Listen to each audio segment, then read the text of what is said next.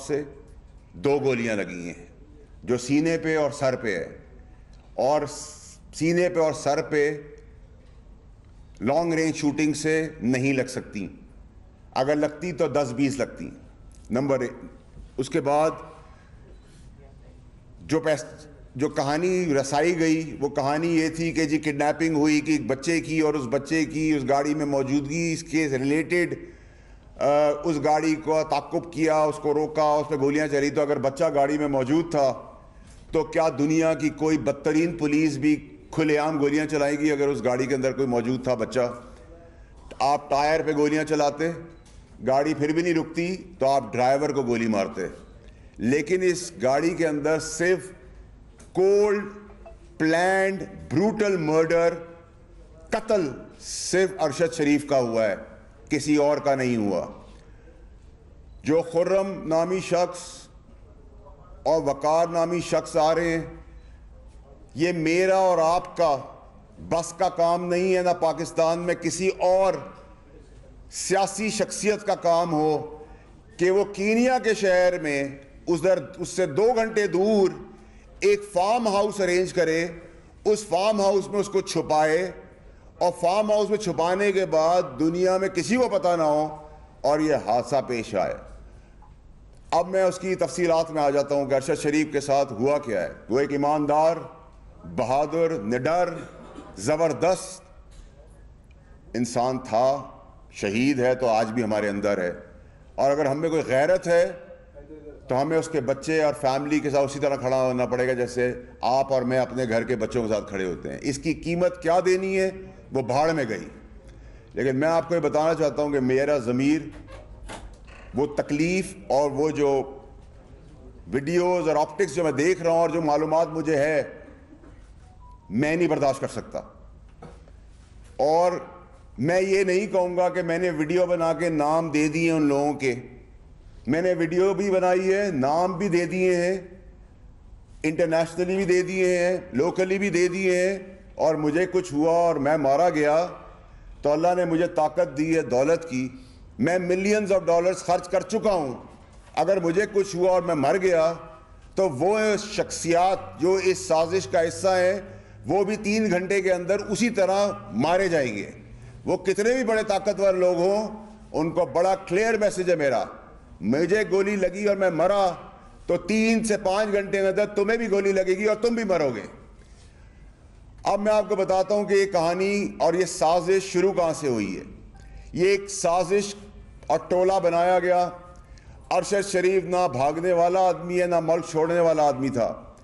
अरशद शरीफ के ऊपर जो FIR कटी वो कटी, 15 कटी या 16 कटी, लेकिन अरशद शरीफ ना उस मुल्क छोड़ने को तैयार था ना मुल्क छोड़ रहा था। वो भी वजह बताऊंगा कि मैं क्यों ये सब बातें कर रहा हूं। अरशद शरीफ को साजिशियों ने डराया, बताया, मजबूर किया, और वो शख्सियत हैं जिनको बिलीव करना बनता है, और उसको यहां से निकाल दिया गया। जब निकाल दिया गया तो वो दुबई पहुंचा। जब वो दुबई पहुंचा तो कहा गया कि किसी स्टैब्लिशमेंट ने या किसी नामालूम इदारे ने दुबई से निकलवाने के लिए उसके ऊपर प्रेशर डाला और दुबई हुकूमत ने उसको निकाल दिया। यह भी बिल्कुल बेबुनियाद और झूठी बात है। मैं उसके शवाहिद भी आपको दूंगा। जितने दिन का वीज़ा था उतने दिन वो दुबई में रहा। जब वीज़ा नहीं ख़त्म हो गया तो उसको वो दुबई छोड़ना पड़ा। लंदन की डायवर्जन बताई गई कि वो लंदन चले गए हैं, वो लंदन भी नहीं गए थे।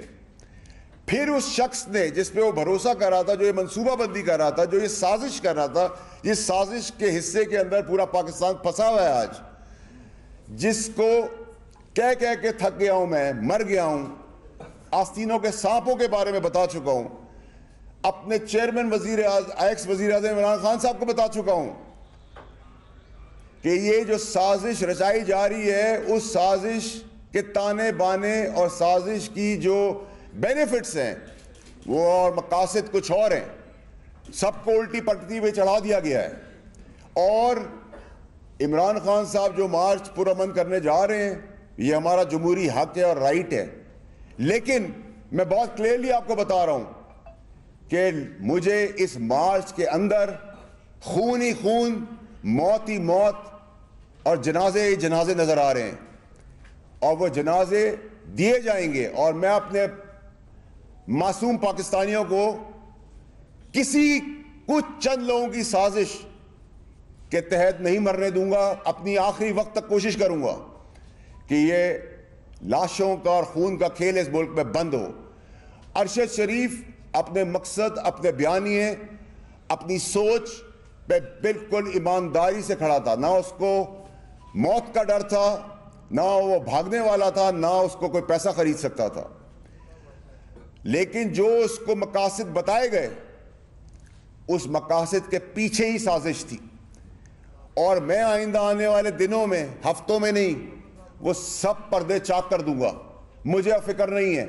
मैं अपने घर वालों को, अपने बीवी बच्चे और अपने माँ बाप को बता के आया हूं कि अगर मुझे कुछ हो गया तो तोहफे में उनकी लाशें भी मिलेंगी। ये मेरा वादा है, ये मैं हल्फ में आपको कह रहा हूं, और मैं आपको करके बताऊंगा मैं रहूं या ना रहूं। अरशद शरीफ को दुबई से कोई आम आदमी कीनिया नहीं भिजवा सकता था। कीनिया क्यों चूज किया गया, कीनिया में उसको किसने छुपाया, कीनिया के अंदर किससे वो राब्तों में रहा, कीनिया में वो क्या करता रहा, इसके पसे पर्दा वो मंसूबाबंदी वाले लोग हैं, वो साजिशी लोग हैं, वो बेईमान लोग हैं, वो लोग हैं जो मुल्क को तोड़ना चाहते हैं, जो मेरी पार्टी को नुकसान देना चाहते हैं, जो इस सियासत को नुकसान देना चाहते हैं, और अपनी ख्वाहिशात, अपने इंटरेस्ट के लिए लोगों को मरवाने पे तुले हुए हैं। ये कोल्ड ब्लडेड प्लान्ड मर्डर है। इसको कोई ये ड्रामेबाजी का नक्शा ना दे कि एक जगह पे हाथ दिया और पुलिस ने वो नहीं रुकी तो गोलियां चल गई। सब ड्रामा है, सब झूठ है। मैं आपको दावे से कह रहा हूं कि ना कोई मोबाइल फोन मिलेगा, ना कोई लैपटॉप मिलेगा, ना कोई शवाहिद मिलेंगे, ना कोई सबूत मिलेंगे, और ना ही कोई इंसाफ। इस मुल्क में तो आप इंसाफ की बात कर ही नहीं सकते। अब आ जाएं आप मार्च के ऊपर। मार्च के अंदर भी लाशें दी जाएंगी, खून दिया जाएगा, बेगुनाह लोगों का, इंपॉर्टेंट लोगों का, किसी किस्म का भी चीज। अभी इसी वक्त बहुत कुछ हो सकता है, क्योंकि मंसूबाबंदी कुछ और है। स्टैब्लिशमेंट को अरशद शरीफ के केस के अंदर, अरशद शरीफ स्टैब्लिशमेंट से राब्ते में था, अरशद शरीफ आने को तैयार था, अरशद शरीफ के ऊपर कोई ऐसा इशू नहीं था। लेकिन जिन्होंने उसको जिस मकासद और जिस साजिश के तहत उसकी अपनी सोच के ऊपर उसको ब्रेन वॉश किया, वो अपने मकसद को ईमानदारी से निभा रहा था। उसको जो सही लग रहा था वो कर रहा था, जो उसको गलत लग रहा था वो उसको बता रहा था, लेकिन पसे मंजर ऐसा कुछ नहीं था। ये ऐसी बात है कि अगर मेरा चेयरमैन मुझे कोई बात बता रहा है तो मैं 99% उस पर यकीन करूंगा। तो ऐसे ही वो लोग थे जो इस साजिशी बयानिए के साथ साजिश को और मुल्क को साजिश के उस कटारे में ले गए जहां अभी एक आदमी शहीद हुआ है, अभी और बहुत सारी लाशें गिरनी हैं और गिरेंगी। ये मैं आपको भी कह रहा हूं।